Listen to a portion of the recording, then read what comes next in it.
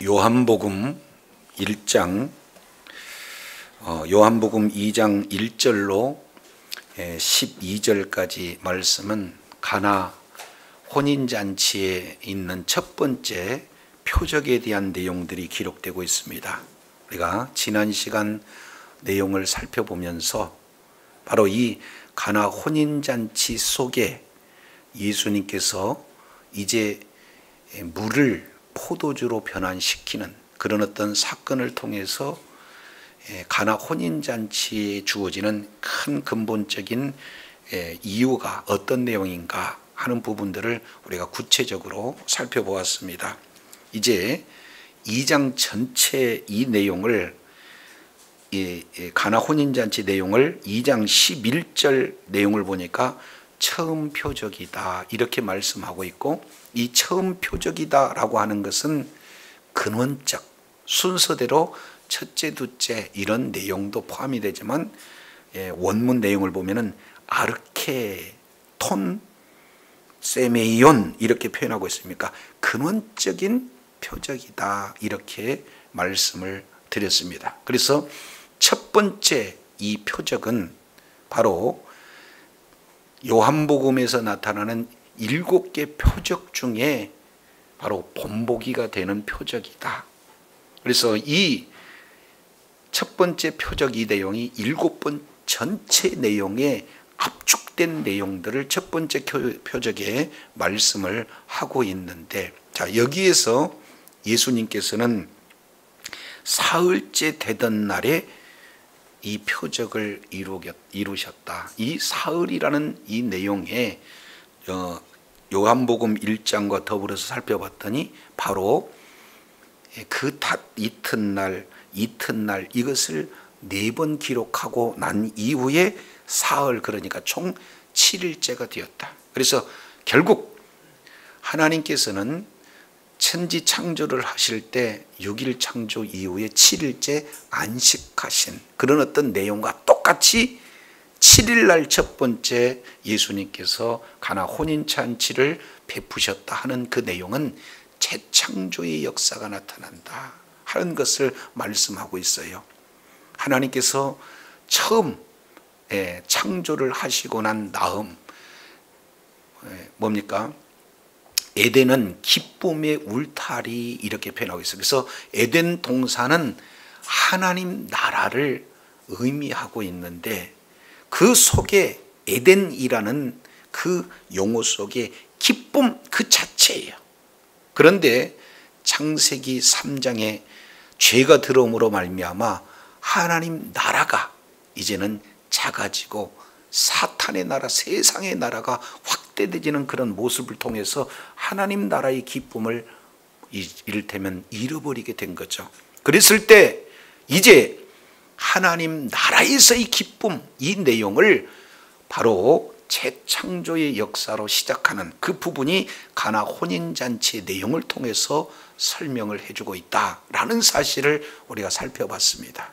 그래서 성경은 바로 혼인으로 시작해서 혼인으로 마치는 그런 중요한 큰 맥을 가지고 있는데, 그 출발점이 바로 가나 혼인잔치의 첫 바로 표적을 통해서 말씀을 하고 있다 이렇게 말씀을 드렸습니다. 다시 한번 요한복음에만 특히 이적이라고 하지 않고 표적이라고 하는 것은 그 이적의 표라는 뜻이에요. 사인이라는 내용이 되어지는 겁니다. 그래서 2장 4절 내용을 보니까 내 때가 이르지 아니하였다 하면서 예수님께서 두 번째로 내 때를 말씀하고 있는 이 부분들을 정확하게 표시하고 있죠. 그래서 요한복음에서 내 때라는 것을 7번 거론함으로써 내 때가 참 중요하다라는 사실을 말씀하고 있습니다. 그러면은 이 내 때라는 것이 무엇과 연관을 지을 수가 있느냐? 2장 11절 이 처음 표적을 통해서 그의 영광을 나타내셨다 이렇게 표현합니다. 그러면 내 때와 영광이라는 요한복음에서 가장 중요한 키워드라고 할 수 있는 내용들을 소개하고 있는데, 자, 이 내용을 우리가 이해하기 위해서는 요한복음 13장 16절, 대표적으로 여러 군데 많이 나와 있습니다만 예수님이 누구신가? 바로 하나님으로부터 보내심을 받은 자다라고 예수님에 대한 내용을 소개하고 있어요. 그러면 보내신 분이 있고 보내심을 받은 자가 있는데, 보내신 분은 성부 하나님이 되겠고 보내심을 받은 자는 예수님이다라는 사실로 예수님께서 말씀하고 있죠. 그러면 이 땅에 예수님께서 왜 오셨는가? 무엇하러 오셨는가? 하는 이 내용을 우리가 잘 이렇게 생각해 볼 때 마태복음 10장 20절 이 내용을 통해서 보면은 이 땅에 오실 때 무엇하기 위해서 오셨느냐? 죽으시기 위해서 대속 제물로 오셨다 하는 그런 내용들을 우리 주님께서 마태복음 20장 28절에 이렇게 기록하고 있는 것을 우리가 살펴볼 수가 있습니다. 그래서 죽으시기로 오셨어요. 그러니까 왜 보내심을 받았느냐? 대속물이 되기 위해서. 그러면 그 대속물이 되어서 십자가에서 죽으셨다. 그러면 이 모든 일을 다 이루면 다시 어디로 해요? 보내심을 받은 그 장소로 다시 올라가는 거예요. 그것을 뭐라고 하냐면 내 때 그렇습니다. 그래서 요한복음에서 나타난 내 때는 예수님께서 십자가에서 죽으시고 그리고 이 아버지 뜻을 다 이루신 후에 부활하시고 다시금 하나님께로 돌아가는 그 여정, 이 내용을 내 때라고 하고 동시에 그 십자가의 길을 걷는 모든 길을 영광의 길이라 하고 십자가에서 죽으시고 부활하신 이 내용을 영광 이렇게 표현하고 있습니다. 그래서 이 가나 혼인잔치는 첫 번째 표적이야말로 예수님이 왜 이 땅에 오셨는지 그리고 예수님께서 오신 그 목적을 잘 감당하는 그 길을 명확하게 표시하고 있는 내용들을 보게 됩니다. 따라서 물이 변해서 포도주가 된 것은 그 포도주는 무엇을 의미하느냐? 예수님의 그렇습니다. 십자가의 보혈을 의미하므로 예수님의 그 걸어가야 할 길을 압축적으로 표현해 주고 있는 거죠. 그래서 7개의 표적이 다 놓여 있다 할지라도 마지막 7번째 표적인 나사로가 죽었다가 다시 살아나시는 그런 내용을 압축 요약해서 지금 바로 내 때 영광이라는 그런 단어의 압축용으로 기록하고 있다라는 사실을 살펴봤습니다. 세 번째, 예수님께서 하신 일이 무엇인가 하는 내용을 우리가 살펴보았더니, 자, 예수님은 이런 말씀을 하고 계세요. 내 때가 아직 이르지 아니하였다. 그러면 내 때가 되면 정확하게 너희들은 알 수 있다는 암시적인 부분만 할 뿐만 아니라 기적을 이룰 때 뭡니까? 정결 예식에 사용되는 물을 포도주로 변환했다. 이 내용은 지금까지 유대교 전통으로서 뭔가 죄를 씻어서 죄 문제에서 구원받고자 하는 그 내용으로서는 죄를 완전히 해결받을 수가 없다. 진짜 해결받을 수 있는 내용은 이제 물이 변해서 포도주가 되어지는 구약으로서는 죄를 알게 해줄 뿐이지 해결할 수가 없고 진정한 죄 문제를 해결할 자는 예수 그리스도라는 사실, 바로 유대교에서 바로 복음으로 전환되어지는 내용들을 십자가에서 죽으심으로 표현해 줬다라는 사실을 우리가 살펴봤습니다. 자, 그리고 네 번째 우리 내용을 살펴볼 수 있는 내용은 물이 변해서 뭐가 됐어요? 포도주가 됐어요. 예수님이 그리스도이심을 정확하게 보여줄 뿐만 아니라 구원받는 모든 자에게 기쁨이 어떻게 주어지느냐? 풍성하게 주어졌다. 그리고 또 질적으로도 완전하게 변화된 내용들을 이렇게 살펴볼 수가 있습니다. 물이 변해서 포도가 되어지는 완전한 질적인 변화와 그리고 6 항아리에 가득 찬 내용이 물로 변해서 모든 있는 자들에게 풍성한 기쁨의 은혜를 줄 수 있는 이런 확실한 내용들을 우리가 살펴볼 수가 있어요.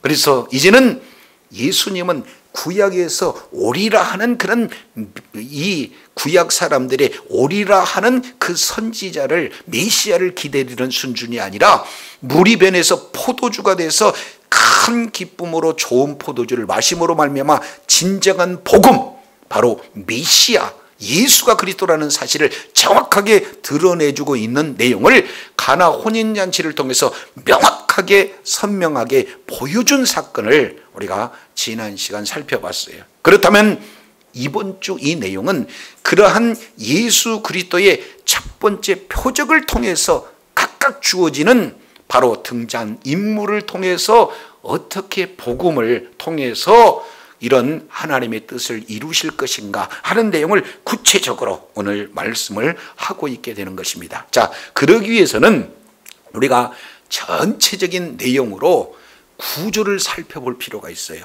히브리인들이 말하고 있는 그런 히브리 문장 구조를 통해서 보면은 하나님께서 주신 바로 그 의도를 보다 분명하게 우리가 볼 수가 있어요. 이제 앞에 본 PPT 자료를 우리가 잠깐 살펴보면 이런 구조가 되어 있습니다. 첫째, 1절, 2절 이 내용은 가나 혼인잔치 전체의 하나의 배경을 설명하고 있는 내용입니다. 그래서 자세히 우리가 살펴보면은 등장인물이 소개가 되고 있고 또 때가 소개가 되고 있고 그리고 이 내용을 통해서 보면은 장소도 소개가 되고 있어 전반적인 배경을 1절 그리고 2절의 말씀을 하고 있는 것을 보게 됩니다. 자, 그리고 3절 내용을 보면은 큰 문제가 발생되는 것을 살펴볼 수가 있어요. 가나 혼인잔치에 뭐가 떨어진 거예요? 포도주가 떨어져. 이것은 굉장한 문제가 되는 거죠. 자, 우리가 한번 생각해 보겠습니다. 지금 여러 가지 다각적으로 생각해 본다면 포도주가 떨어졌다는 것은 혼주 입장에서 봤을 때는 포도주를 풍성하게 지금 준비했다는 겁니까? 뭔가 부족하고 좀 소홀한 측면이 있다는 겁니까? 그렇습니다. 소홀한 측면이 있어요. 주인 입장으로 봤을 때는. 두 번째, 손님들 입장 이 내용을 통해서 보면은 정말로 흥이 깨질 수 있는 그런 어떤 상황 아니겠습니까? 이런 내용들이 그대로 드러나요. 그리고 세 번째 이 내용을 통해서 우리가 살펴보게 되어지면은 뭔가 잔치에 뭔가 부족하다, 떨어졌다. 이 내용은 뭔가 선한 것이 기대가 되었을까요? 뭔가 불길한 징조에 대한 예감을 누구나 가질 수가 있을까요? 이건 우리가 한번 그 입장을 들어가서 생각해 볼 수 있는 내용이거든요. 그래서 이제 신랑 신부가 인생의 첫 출발을 이렇게 걷는 데에서 불길한 그리고 참여한 모든 자들에게 흥이 깨지는 그리고 주인된 입장에서는 뭔가 부족한 충분히 준비하지 못한 잔치의 소홀함 이런 어떤 모든 내용을 압축해서 뭐라고 표현하고 있냐면은 포도주가 떨어진지라 이렇게 한마디로 표현을 하고 있는 거예요. 자, 그런데 이런 모든 정황 속에서 가나 혼인잔치 전체 내용을 이렇게 자세히 설명하기보다는 다음부터 이루어지는 내용은 뭐냐면 대화에 집중하고 있다는 사실을 우리가 볼 수가 있어요. 그래서 이 대화의 내용을 우리가 연밀히 살펴보니까 4장 4절부터 5절까지 순종을 요구하는 예수님의 명령과 그리고 그 예수님의 명령에 따라서 순종하는 그런 내용을 지금 이렇게 표현하고 있습니다. 순종 요구, 다른 말로 명령에 대한 부분들을 말씀을 하고 있고, 자, 그 중에 가나 혼인잔치에 나타나 있는 등장인물 등의 가장 핵심 구절, 이 내용을 정중앙에 배치하고 있는 내용이 뭐냐면 4절부터 6절입니다. 4절부터 6절 이 내용은 바로 순종에 대한 부분들을 아주 자세히 반복해서 이렇게 설명하고 있는 내용들을 살펴봅니다. 자, 물을 채우라 그랬더니 채운 즉, 그리고 갖다 주라 그랬더니 갖다 주매. 그래서 명령과 순종과 명령과 순종, 이 내용을 반복적으로 기록하고 있는 내용이에요. 그래서 가나 혼인잔치에서 나타나는 이 표적의 중심에 뭐가 있다는 사실을 보여주느냐? 순종이라는 큰 핵심 주제가 자리 잡고 있다는 사실들을 정확하게 보여줍니다. 그래서 결국 순종한 자에게 주어지는 그런 기쁨을 동시에 보여주고 있고, 모든 문제가 해결되어지는 것을 바로 순종한 자에 대한 내용이 9절, 그리고 문제가 해결되어졌다는 그런 상황이 10절입니다. 그래서 문제가 변해서 문제가 발생됐지만 그 문제가 해결되는 그 중심에 뭐가 있느냐? 순종이 자리 잡고 있다라는 사실을 말씀하고 있습니다. 그래서 결국 서론, 본론, 결론에서 서론은 배경을 갖추고 있고 본론은 순종에 대한 내용이 자리 잡고 있다면 결론적인 부분들이 어떤 내용이냐 하는 것을 우리가 살펴보게 되어지면 바로 표적의 목적에 대한 부분들을 11절에 기록하고 있어요. 그래서 11절 이 내용을 통해서 보면 크게 세 가지, 바로 처음 표적을 행하셨다 하는 것과 영광을 드러내셨다는 것과 제자들이 믿는 믿음을 가졌다는 그런 내용으로 전체 구조가 이루어집니다. 그래서 크게는 서론, 본론, 결론, 이 내용인데 사실은 그 중심 구조에 대한 내용에 순종을 이렇게 핵심 부분으로 진행을 해놓은 내용을 통해서 저와 여러분에게 요구하고 있는 내용은 바로 순종을 통해서 예수님의 기적을 참여하는 자가 되기를 원한다는 메시지를 저와 여러분이 깨달아야 될 줄로 믿습니다. 그러나 이것은 본질적인 기적의 목표, 표적의 목적이 아니라 이 내용을 통해서 저와 여러분에게 믿음의 순종함으로 기적에 동참하며 이를 통해서 저와 여러분이 바른 믿음이 견고하게 서는 놀라운 역사가 있기를 오늘 또 말씀을 통해서 우리는 반드시 깨달아야 될 줄로 믿습니다. 자, 그렇다면 예수님께서 행하신 이 기적을 향해서 구체적으로 지금 나타나는 등장인물들은 어떻게 반응하고 있는가 하는 부분들을 우리가 살펴보게 됩니다. 자, 이거 참 중요해요. 자, 1절, 2절 내용을 보면은 주인공들이 등장하는데 주인공들을 이렇게 표현하겠습니다. 예수님, 그리고 예수님의 어머니 마리아, 그리고 제자들, 이렇게 표현하고 있습니다. 그리고 본론에서는 이제 주인공이 아닌 주변인들, 엑스트라라고 하죠. 일종의. 그래서 엑스트라로 등장하는 그런 자들이 하인이 등장하고 연회장이 등장하고 신랑이 등장해요. 그러나 다시금 마지막 주인공이 등장하고 있는 내용이 11절 12절 내용을 보니까 예수님과 그리고 예수님의 제자들과 예수님의 어머니, 이렇게 표현하는데 특히 목적을 정확하게 깨닫기 위해서는 제자에 대한 집중을 하고 있다는 사실을 우리가 먼 배경으로 우리가 살펴보면서 한 사람 한 사람 속에 나타나는 그 중심의 그런 어떤 메시지를 우리가 살펴보고자 합니다. 자, 첫째, 2장 3절 내용을 보면은 등장인물이 누가 등장하느냐? 바로 예수님의 어머니가 등장하고 있는 것을 보게 됩니다. 자, 2장 3절, 포도주가 떨어졌어요.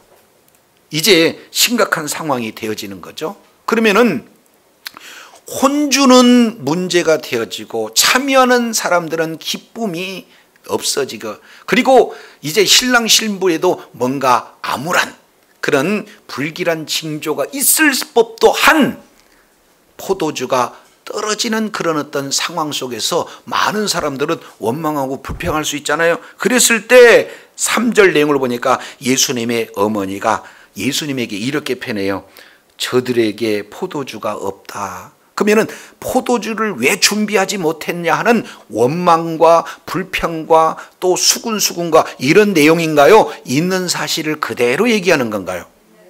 그래서 마리아의 그런 어떤 믿음의 세 가지 중에 첫 번째 내용을 보면은 이 모든 내용을 바로 원망하고 불평하지 않고 사람에게 문제를 해결받는 것이 아니라 예수님께 해결받는 그런 모습으로 아주 이렇게 성품을 넉넉하게 아름다운 그런 성품을 내어드리는 장면이 저희에게 포도주가 없어요 라고 많은 사람들에게 얘기하지 않고 예수님에게 얘기했다는 사실입니다. 자, 그러면은 왜 이런 이야기를 했을까 하는 내용은 그 뒤에 예수님과의 대화의 내용을 통해서 조금 더 구체적으로 말씀을 하고 있어요. 자, 포도주가 없나이다 이렇게 없다 이렇게 얘기하니까 예수님이 이 내용을 듣고 뭐라고 표현하는가? 여자여 1번 나와 무슨 상관이 있나이까? 2번 내 때가 아직 이르지 아니하였나이다. 3번 예수님의 이 한 문장 속에 세 개의 의미가 이 속에 담겨져 있는 것을 볼 수가 있어요. 그래서 여자여라고 얘기하는 이 내용은 예수님께서 첫 사역에 진행하는 내용에서 여자여라고 시작하고 있고 마지막 십자가에서 죽으시면서 요한복음 19장의 내용을 보니까 여자여 이제 내 자녀입니다 해가지고 예수님을 요한에게 맡길 때 부르는 호칭이 뭡니까? 여자여. 그러니까 어머니에 대한 처음 사역의 시작과 마지막 사역을 마무리 질 때 여자여라고 이렇게 표현하고 있다는 것을 우리가 살펴볼 수가 있습니다. 그러면 여기서 여자여라고 하는 것은 극존칭어에 이렇게 해당되는 내용이지만 의미로 본다면 사적인 용어가 아니라 무슨 용어냐? 공적인 용어다. 지금까지는 내가 어머니의 아들로서 뭡니까? 자라왔지만 지금부터는 이제는 사적인 생활이 아니라 공적인 공생애가 이루어지는 첫 스타트입니다. 그렇기 때문에 여자여라고 주님께서 표현하고 있는 내용이에요. 그래서 마리아는 이 용어를 통해서 직감합니다. 감지합니다. 용어가 어떤 내용인가. 두 번째, 이 일이 나하고 무슨 상관이 있습니까? 라고 이렇게 표현하는 거예요. 여기서 관계를 얘기하는 거. 이 문제하고 나오고 무슨 관계가 있습니까? 이렇게 표현하는 거죠. 예수님께서는 이 땅에 오실 목적이 뭐냐? 문제 해결을 위해서 오시는 것이 아니라 바로 모든 인류를 구원해 주시기에 온 것이 내가 이 땅에 온 목적이지 이런 문제가 아닙니다. 이 문제는 나하고 관련이 없습니다. 이렇게 표현해. 그러면서 진짜 핵심적인 내용을 표현하고 있어요. 내 때가 아직 이르지 못하였다 하면서 이 내 때라는 의미 속에서 예수님이 이 땅에 오셔야 할 분명한 이유와 목적을 자세히 기록하고 있는 거고, 이 내 때라는 것은 바로 십자가의 길을 정확하게 묘사하고 있다는 사실을 깨달으시길 바랍니다. 그래서 이 내용을 알아차렸어요, 마리아가. 그렇기 때문에 이 겉으로는 여자여 나와 무슨 상관이 있나이까, 내 때까지 이르지 못하였나이까 라는 내용은 뭔가 예수님 어머니로서의 부탁을 들어주는 것 같아요. 좀 거절한 것 같아요. 그러면은 되게 거절당하면 기분 나빠야 될 거 아니에요. 그런데 그 어머니의 모습을, 두 번째 마리아 내용을 우리가 살펴보도록 하겠습니다. 5절 내용을 보니까 너희에게 무슨 말씀을 하든지 그대로 하라 라고 하는 것은 좀 삐져있는 모습과 같아요? 아니면 뭔가 예수님에 대한 존경심이 드러나는 것 같아요? 아니, 어떤 엄마가 아들한테 무슨 말씀을 하시든지 이렇게 극존칭을 하냐, 그 말이에요. 이 내용을 통해서 보면 마리아가 예수님의 말씀을 통해서 뭔가 깨닫는 바가 있어서 뭐라고 표현하냐면 너희에게 무슨 말씀을 하든지 그대로 행하라 하는 내용입니다. 여기에 예수님에 대한 태도가 확 바꿔지는, 변화되지는 내용들을 우리가 이렇게 생각해 볼 수가 있습니다. 왜 그러냐면 무슨 말씀을 하든지 그대로 해라 하는 이 내용을 우리가 살펴보게 되면은, 자, 어떤 그 예수님에 대한 태도가 바뀌어졌는가 하는 내용은 예수님께서 하신 말씀은 뭐 하는 거예요? 그대로 이루실 줄 믿습니다 하는 그 내용을 가지고 있고, 동시에 그 내용을 하인들에게 지금 전하고 있습니다. 그러니까 첫 번째, 마리아의 마음은 문제를 사람에게 돌리지 않고 원망하고 불평하지 않고 이 문제를 예수님에게 가지고 왔다는 사실.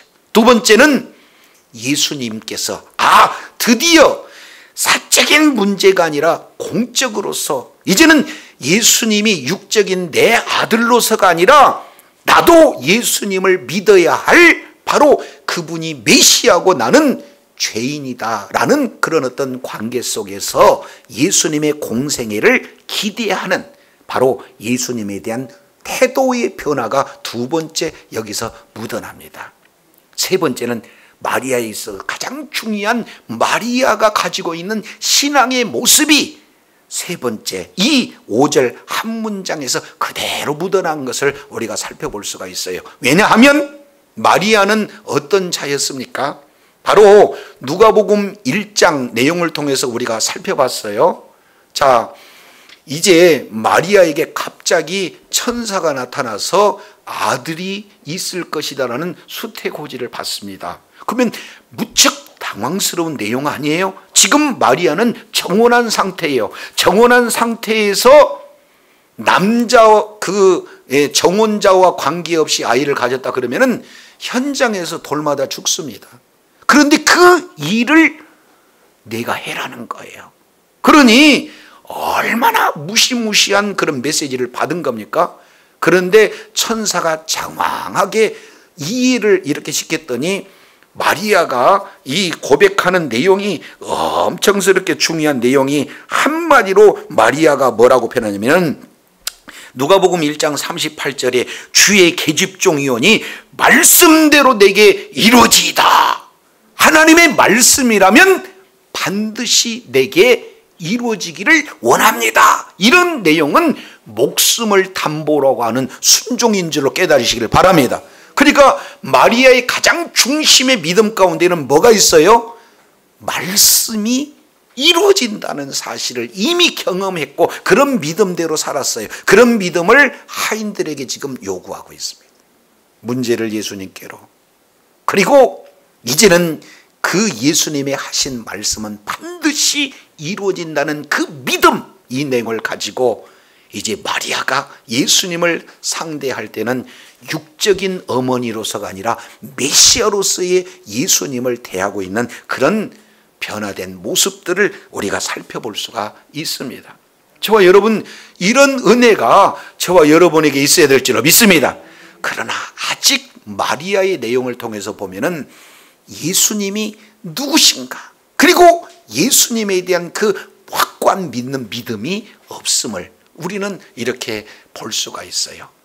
우리 성도들 사이에 예수님은 잘 설명하고 예수님께로는 잘 인도하고 나름대로 믿음은 확고히 갖는 듯 하지만 온전한 제자도로서 믿음을 소유하지 못하는 이런 어떤 모습은 마리아의 믿음을 가지고 있는 모습과 흡사 같다, 이렇게 할 수가 있습니다. 자, 두 번째 등장인물이 나와요. 6절. 거기에 유대인의 결례를 따라 두세 통 드는 돌 항아리 6이 놓여 있어요. 자, 여기서 두세 통 드는 돌 항아리 6, 그러면 두세 통이라고 하는 내용은 어떻게 됩니까? 하나에 한 통에 40리터. 그러니까 두세 통 그러면은 약 80에서 120리터 이 내용을 6통에 지금 담고 있는 내용이니까 양이 결코 적지는 않습니다. 지금 아주 이게 혼인 그 식장에 가보면은 얼마나 분주합니까? 거기서 돕는 일꾼은요, 사실은 눈꽃을 새 없이 바쁜 그런 상황이에요. 그런데 갑자기 예수님이 생각지도 못하게 이 돌 6 항아리에 뭐라고 배우면 물을 채워라, 이렇게 명령하셔요. 자, 그러면은 대부분 사람들은 이 명령 앞에 반응이 세 가지로 나타날 거예요. 하나는 들은둥만둥. 그러나 안 들을 수 없기 때문에 눈가림으로 그냥 이렇게 하는 척하는 사람도 있을 거고, 두 번째는 그냥 나름대로 성의껏 대충 하는 사람도 있을 거 아니에요. 그리고 세 번째는 바르게 충실하게 충성되게 할 수도 있을 거 아니에요. 그런데 여기서 나타나는 하인들은 어떻게 했습니까? 자, 7절 보니까 항아리에 물을 가득 채우라 그랬습니까? 물을 채우라 그랬습니까?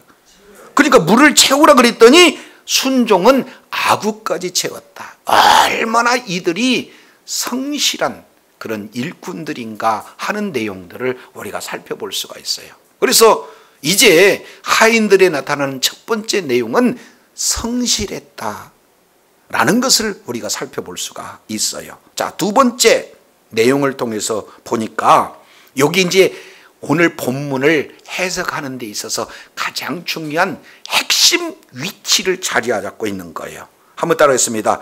채우라 채우니. 시작. 갖다 주라 갖다 주니. 같은 내용을 지금 명령을 하고 순종하고 명령하고 순종하고 있는 내용을 연거푸 두 번 이렇게 진행하고 있습니다. 하인들에게 있어서 가장 중요한 내용이 뭐냐? 아무리 성실한다 할지라도 순종이 더 하나님의 이제 기적하는 그 현장을 체험하는 중요한 요소가 되어지는 거예요. 그래서 뭐합니까? 즉각적 순종을 이렇게 표현하고 있습니다.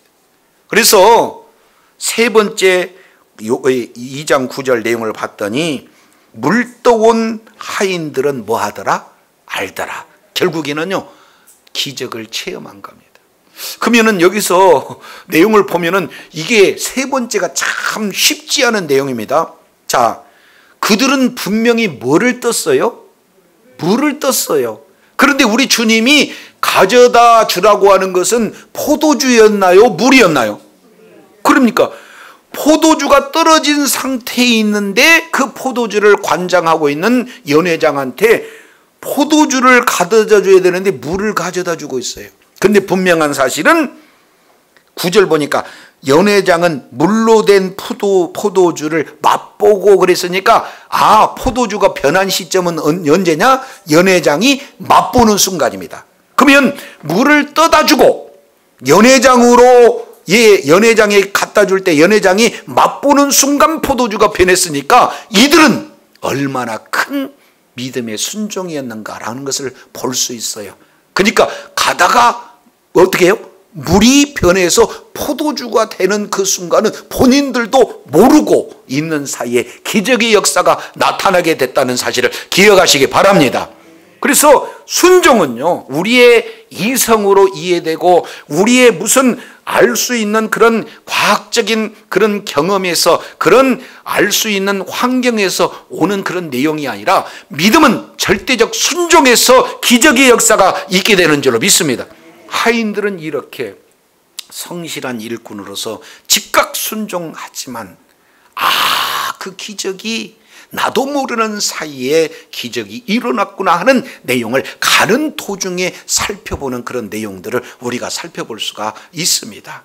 자, 그래도 이런 아름다운 믿음을 가졌지만 이들은 그저 엑스트라에 불과했어요. 예수님의 제자까지는 아직 되지 못한 그런 상황들을 살펴볼 수가 있습니다. 근데 오늘 인물 캐릭터 중에서 이제 세 번째 등장하는 자가 누구냐면은 바로 연회장이에요. 이 연회장은 어떤 모습을 가지고 있느냐? 분명히 보인이 연회 전체를 주관하고 있는 자잖아요. 그런데 포도주가 떨어져 있는지 사실은 마리아에 의해서 이렇게 한 거잖아요. 그런데 이런 기적의 포도주를 먹고 그 기적에는 동참을 했는데 뭐라고 표현하냐면 어디서 났는지 뭐예요? 알지도 못하는 거예요. 자, 그래서 지금 이 인물 예수님께서는 완전히 질적인 변화, 그 변화된 풍성한 기쁨의 은혜, 이 내용이 바로 우리가 새로운 피조물로서 이제 구약의 율법이 아닌 신약의 복음을 통해서 완전히 질적으로 변화되어지고 완전히 그 은혜가 풍성한, 보라 옛것은 지나갔고 새 것이 되었다는 새 창조의 구원의 그 은혜의 기쁨을 우리들에게 맛보게 하는 그런 어떤 장면, 그런 어떤 속에서 각자 주어지는 그런 어떤 내용 가운데 예수님에게로 전하는, 그리고 예수님의 말씀에 순종해서 기적의 통로가 되는 마리아나 그리고 이 하인들, 그럼에도 불구하고 기적을 체험해서도 이 내용이 나오고 무슨 관계고 어디에서 이런 내용들이 알지 못하는 연회장 같은 이런 새 부류의 믿음들이 이렇게 소개되고 있는 이 내용은 바로 이게 예수님께서 말씀하고자 하는 전체적인 그런 내용이 결론이 아니다 그 말이에요. 그래서 오늘 문장 구조를 우리가 바로 알 때 하나님의 의도를 정확하게 볼 수가 있는 거예요. 우리 성도들이, 저도 여러분과 함께 포함되어서 정말로 어떻게든지 문제를 해결할 수 있는 분이 바로 사람이 아니라 예수님이다 해서 이 문제를 가지고 이제 변화되어서 예수님 앞에 초청하는 그런 마리아의 믿음도 필요하지만 그것이 바로 본질은 아니다. 그리고 두 번째, 정말로 성실하게 끝까지 가면서 기적을 체험하는 그 기적의 현장의 주인공이 된다 할지라도 그것이 오늘 본문의 본질은 아니다.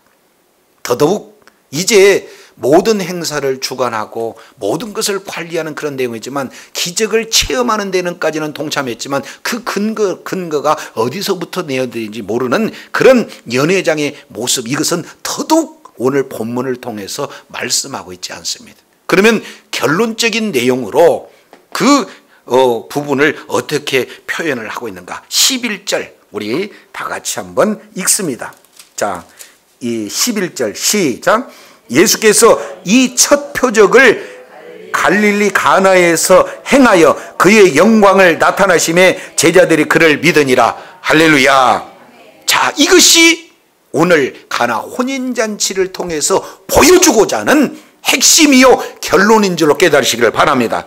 첫 번째, 이 처음 표적, 이 내용은 근원적인 표적이다. 바로 예수님께서는 재창조의 역사로 이제 모든 자를 물에서 포도주로 만드는 질적인 변화로, 그리고 이제는 유대교가 아닌 복음으로 그 자리를 완전히 돌이킬 수 있는 질적인 변화와 그에 앞서서 이제 그 구원의 풍성한 은혜, 그 기쁨을 주신 분이 누구냐? 예수님이다라는 것을 본질적으로 표적을 통해서 가르쳐 주셨다라는 사실이에요. 예수님은 바로 사람의 모습으로 왔지만 그분은 완전한 하나님이신 줄로 믿습니다. 이 사실을 첫 번째 표적을 통해서 보여주는 거예요. 그리고 이 내용을 통해서 구원의 은혜가 얼마나 풍성한가, 양적으로나 질적으로나 어떻게 변화가 되어진가를 표적을 통해서 저와 여러분에게 보여주신 분이 바로 예수님인 줄로 믿습니다. 이것이 첫 번째 기적의 목적이다 그 말이야. 두 번째 내용을 통해서 보면은 그 첫 번째 표적을 통해서 뭘 드러내요? 영광을 드러내요. 다시 뭘 드러냈다? 그러면 여기서 영광이라는 것은 어떤 내용입니까? 요한복음상에서 계속해서 반복되는 영광이라는 것은 우리 주님께서 예수님을 이 땅에 구원하시기 위해서 보냈다. 구원하시기 위해서는 예수님은 반드시 십자가에서 죽으셔야 된다. 그리고 죽으실 뿐만 아니라 다시 부활하신 그 전체 과정을 뭐라고 표현하고 있습니까? 영광의 길이다 라고 이렇게 말씀하고 있어요. 그래서 첫 표적 이 자체를 통해서 예수님이 어떻게 사역해야 하는 모든 과정을 정확하게 그려듯이 보여주는 사건이 바로 가나 혼인잔치요 영광을 드러나게 된 줄로 믿습니다. 그러면 한번 생각해 보세요. 지금 진짜 여기서 뭡니까? 주연으로 등장하는 자가 누군데? 예수님의 제자들이잖아요. 1절 2절에서 예수님과 예수님의 어머니와 제자들, 그런데 어머니와 제자들에 대한 어머니와 예수님에 대한 사역은 이미 다 마쳤잖아요. 근데 아직까지도 제자에 대해서는 이런 방구도 없었잖아요. 그잖아요. 근데 신기하게 세 번째 보세요. 제자들이 뭐를 믿는다? 2장 11절 하반절에 제자들이 그를 믿으니라. 왜 그를 믿었다고 그랬어요? 그 영광을 나타내신 것을 보고, 저와 여러분도 그 영광을 나타내신 걸 보고 믿는 믿음을 가진 그 내용을 저와 여러분에게 요구하고 계시다는 사실을 기억하시기 바랍니다. 그러니까 저와 여러분이 바로 알아야 될 것은요, 영광을 봐야 된다 그 말이에요. 다른 말로 예수님이 왜 이 땅에 오셨는가, 예수님이 오셔서 왜 죽으셔야 되는가, 죽으실 뿐만 아니라 왜 그분이 부활하셔야 되는가, 정확하게 예수님이 걸으시는 영광의 그 길을 정확하게 저와 여러분이 볼 때에 믿음이 이렇게 생겨나게 될 줄로 믿습니다. 그래서 제자들이 그들을 믿었다 그랬습니다. 지금 예수님은 요한복음 1장에서 사역하기에 앞서 제자들을 부르셨어요. 근데 그 제자들이 예수님 앞에 나와서 예수님이 메시아다라는 사실을 알고 있는 수준은 되어 있지만 아직 믿음이 견고하게 자리 잡지 못할 그 제자들을 일부러, 그래서 2장 1절에 맨 앞에 그리고라는 카이라는 단어가 1장과 2장이 떨어지지 않고 연결됐다라는 그리고라는 단어가 얼마나 중요한지를 지난 시간에 우리가 살펴본 거죠. 그래서 예수님은 예수님의 제자들을 선택할 뿐만 아니라 선택하신 그 예수님의 제자들을 의도적으로 어디에 부르고 오신 거예요? 가나 혼인잔치 그 자리로 불러오셔서 내가 메시아다, 내가 이 세상에 오신, 내가 온 목적은 모든 인류를 구원하시게 십자가에서 죽으셔야 된다라는 그 피의 복음을 증거하는 그런 어떤 내용을 제자들에게 보였어요. 그래서 예수님이 이제 가나 혼인잔치에 표적으로 드러내는 수많은 조연들을 너희들이 봤지? 그러면은 그 본 내용을 통해서 예수님의 영광이 드러나는 사실을 보고 제자들이 믿음에, 이 내용이 우리 주님이 저와 여러분을 통해서 정확하게 증거하고자 하는 메시지인 줄로 믿습니다. 기적은 기적이 자체가 목적이 있는 것이라 그 기적을 통해서 예수님이 하나님이시다, 예수를 믿어야 구원을 받는다는 복음을 깨닫는 것이 기적의 하나의 사인이고 말씀하고자 하는 의도인 줄로 깨달으시기를 바랍니다. 그래서 예수님이 영광을 드러내는 그 사실을 보고 제자들이 믿었다는 것이 오늘 표적의 하나의 큰 목적이 되어지는 거예요. 그런데 12절 더 나가서 예수와 그 어머니와 형제들과 제자들과 함께 어디로 내려갔다? 가버나움으로 내려갔다.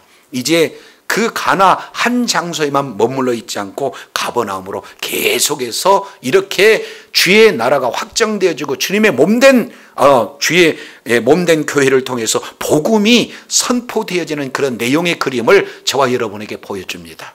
이것이 바로 요한복음의 기록 목적이에요. 요한복음 이제 20장 30절 31절 내용을 통해서 보면은 두 가지, 예수 그리스도가 하나님의 아들이심을 믿게, 그리고 그 믿음을 통해서 영생을 얻게 하는 그 내용이 바로 이 표적의 첫 출발점이고, 그 첫 출발점 안에 모든 내용을 다 압축해서 요약하는 본보기가 되어진 것을 저와 여러분에게 보여주고 있습니다. 이 가나 혼인잔치 속에 들어가 있는 예수 그리스도의 의도를 저와 여러분이 분명히 하고, 날마다 첫 표적을 통해서 예수님이 누구신가, 예수님이 어떤 일을 행하신가를 바로 알고 바로 보고 믿는 믿음을 가지고 영생을 얻는 것뿐만 아니라 주님 나라가 확장되는 일에 끝까지 총기하게 쓰임받는 저와 여러분이 되어야 될지로 믿습니다. 기도하겠습니다. 거룩하시고 신실하신 아버지 하나님, 감사합니다. 이제 첫 표적은 근원적인 표적이요, 예수님의 사역의 이정표와 같은, 바로 하나님 아버지 도로의 표지판과 같은 그 역할을 첫 표적을 통해서 근원적으로 말씀하고 있는데, 예수님이 누구시고 예수님의 사역이 어떤 사역을 진행하신가 하는 내용을 오늘 제자들이 주인공이고 그리고 주인공에게 보여주고자 하는 바로 어머니도 등장하고, 그리고 사인들도 등장하고, 그리고 연회장도 등장하는 그런 모든 내용을 통해서 이제 예수님이 바로 잃어버렸던 하나님 나라의 기쁨을 되찾게 해주어서 이제는 창조주 하나님께서 이제 그 허락하신 그 하나님 나라의 그 기쁨을 다시 재창조를 통해서 하나님 나라의 기쁨을 주시는 분이 바로 예수님이시다. 완전히 물이 변해서 포도주가 된 것처럼 이제 우리가 완전한 옛사람은 죽고 새 사람으로 완전히 질적으로 변화되어지는 그런 놀라운 존재다.